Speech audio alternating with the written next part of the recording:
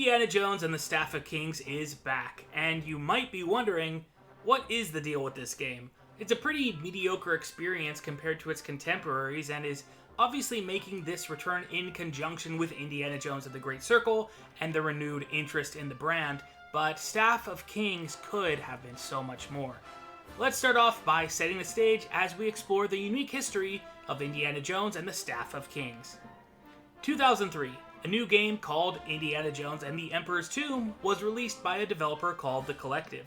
Though its story may not have been as good as Fate of Atlantis, the gameplay was very satisfying, introducing a robust combat system allowing players to mix it up with their fists, whip, guns, and improvised weapons. The game was beloved by fans, and The Collective was enthusiastic about putting together a follow-up game.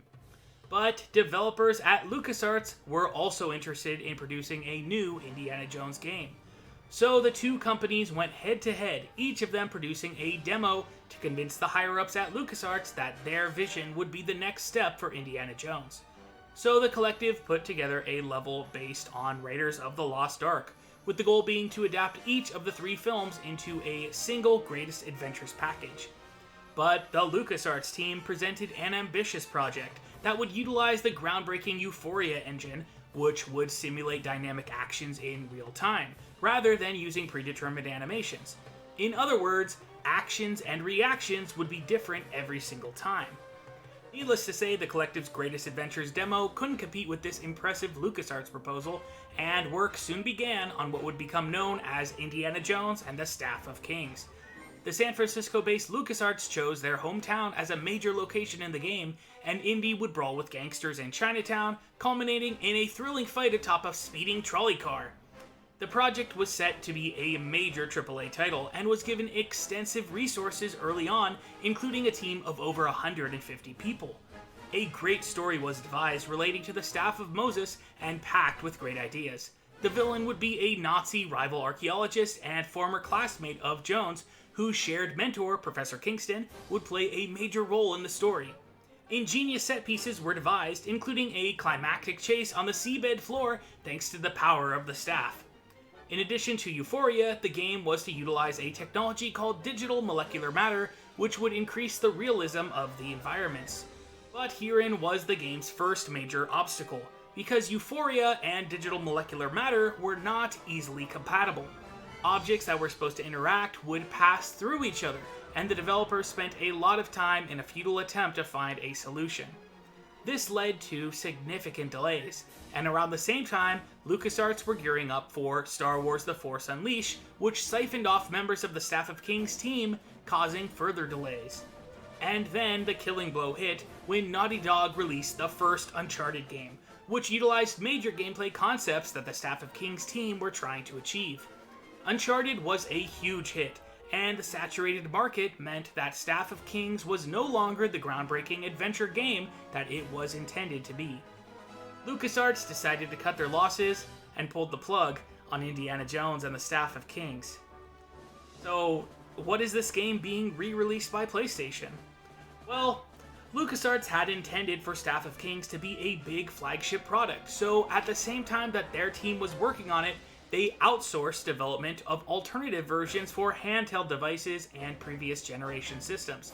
And these less ambitious versions were already completed and ready to go, so LucasArts prepared to release these three separate versions in 2009. One which had been designed for the Wii and PS2, one for the PlayStation Portable, and one for the Nintendo DS. As a further tie-in, experienced Indiana Jones author Ron McGregor had been commissioned to novelize the story. McGregor completed his work on the book 3 months ahead of schedule, but due to issues with the publisher, the release of the novel was scrapped as well. And although the novelization was released unofficially over a decade later, Staff of Kings' status as a major multimedia entry in the franchise was reduced to a trio of secondhand adaptations, dropping 4 years after the game was originally scheduled to release. Artificial Mind and Movement was the company behind both the Nintendo DS version and the PlayStation 2 Nintendo Wii version, and it is this particular version which has just been re-released on the PlayStation Network. Now, although the Wii and PS2 versions were the same game, there were a few notable differences. First of all, the game was designed to work with the Wii Remote for actions like cracking the whip and aiming the gun, which sounds good in theory, but in execution, it left much to be desired. Both versions suffered from clunkiness and poor graphics. The PS2 version at least was easier to control by sticking with a simple controller, but it lacked notable extras. You see, the Wii version was actually 3 games in one. Its exclusive co-op mode saw Indy team up with his dad, Henry Jones Sr. It's pretty cool that this exists because it's the only time Henry was playable in a video game aside from the LEGO series.